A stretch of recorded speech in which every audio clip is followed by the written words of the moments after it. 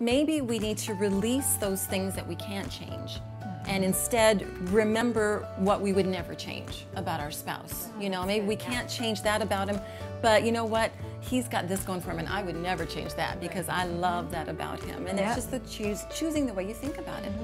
Well, we are in the kitchen with our kitchen couples, as we like to call them, Mike and Diane, and Dan and Danielle. And, well, Gary Thomas had some challenging words there. Like, what about when the one spouse just doesn't care, just kind of is emotionally detached somewhat? And how do we handle that? That would be really tough because, you know, to have a good marriage, you have to both be emotionally connected and you strive for that. I mean, there's hills and valleys and emotions come and go, but bottom line is you're committed to being emotionally connected. So if one spouse is saying, I'm good, I don't want to go any deeper, what do you do? I was thinking as I watched that, that ultimately in a marriage, God is using each of you to make the other more like Christ. And I wonder if serving someone who isn't necessarily as responsive as you like might have that same effect anyways. I just know God uses everything, can use everything and anything.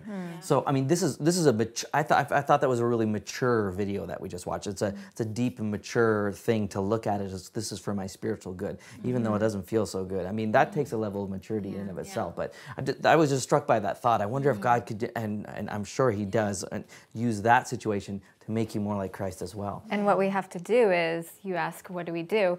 Well, God says, don't nag. I know a lot of women like to nag. He says, knock. He says, knock and the door will be opened. Ask, seek, knock. Keep on doing that. And that's what we have to do. We have to go to God. I like As that. opposed to nagging, you mean? As a knock, yes. Okay. Don't knock, nag, but nag. Don't knock. No, other way. Don't nag, but knock. Yes. See, we can get that confused. We can get that confused. I like it. I like it. And first, I'd like to maybe just knock on our own hearts, because when what I think we've automatically assumed is the person has checked out because they're not interested, right? It could be the person has checked out because of our prior behavior, right? So I think it's always important to take responsibility and to look inward first, and to say, what have I done, right? So one of the scriptures he talked about was how Christ says to love the ungrateful and wicked, right? The ungrateful and wicked may reside in me, not in them, right? And that could have caused it. But then, you know, as we I think really think about and manifest this. Another thing is to really live. We still, life has to carry on, to continue to abound, because sometimes we have someone who's not interested, right? And we are in a space, I mean, and you can imagine, you can see why you would be that way, but when we understand that there's still life in us, that God says He will be with us, and we begin to live and abound, right? That because it's unattractive if someone is, you know, all my life, what do I do, right? So when you can continue to live, I think they can begin to see a light in you, something that becomes more attractive. Yeah, I think if our spouse, say, doesn't want to go to that place, like you're saying, but if we continue to be a safe place for them, so that when they do need to go deep, because they will, we all need to go deep sometimes. If we're going through a hard time or whatever it is, we find that we just have to look deep, we have to talk it out, whatever.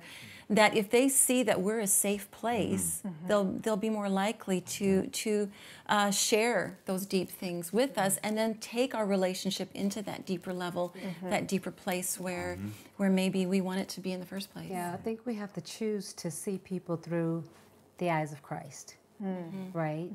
We have to always remember that we have to see others through the eyes of Christ, and choose to love through the hurt. Right?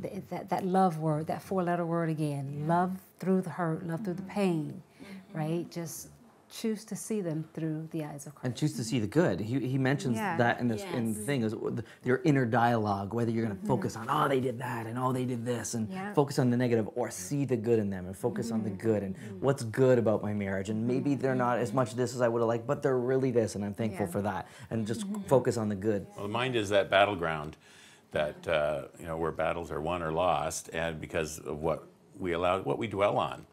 And so we got to think those positive things, even if you got to look hard to find the positive. Yeah. But one thing that he did say was, it's okay, you know, if one spouse is not really getting all their needs met, you love anyway, but you can also supplement maybe with, for women, maybe if there's a girlfriend you can talk things out with, or maybe get together with other couples, and you said, you know, you get some good conversation going, and the one spouse can kind of maybe enter in a little bit, or at least get a sense of how the conversation should go and how it should open up a little more. Right, but if we find that we're stuck in that place where our spouse just doesn't want to go any deeper, doesn't want to change, maybe we need to release those things that we can't change, and instead remember what we would never change about our spouse. You know, maybe we can't change that about him, but you know what? He's got this going for him, and I would never change that because I love that about him. And it's just the choosing the way you think about it. And choosing it's our first inclination to want to change our spouse, but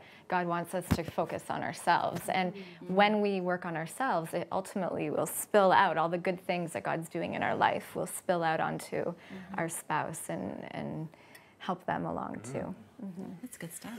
Yeah. Well, in a moment, we are going to be hearing from Dr. Mike on the beach, and he's going to be talking about one of the most destructive things in marriage. I guess we're going deep again, guys. We are. Stay with us.